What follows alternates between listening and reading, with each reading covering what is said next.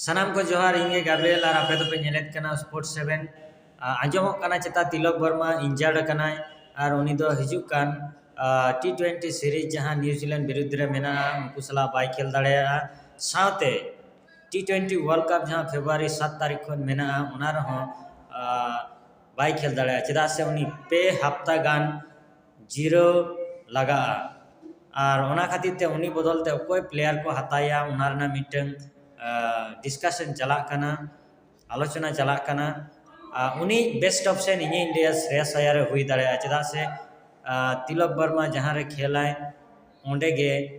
श्रेयस अय्यर खेल दाड़ेया number 3 number 4 और जुदी सुमन गिल बा जयसवाल जुदी को हताव किना ताहले खान दो संजू सैमसन आरो तायम सेट को भेजाया और उनी ओंते रे आबार समस्या आय चेदा से ओपेनर हिसाब ते उनी भागी खेल काय आ नितो भागी खेलाय।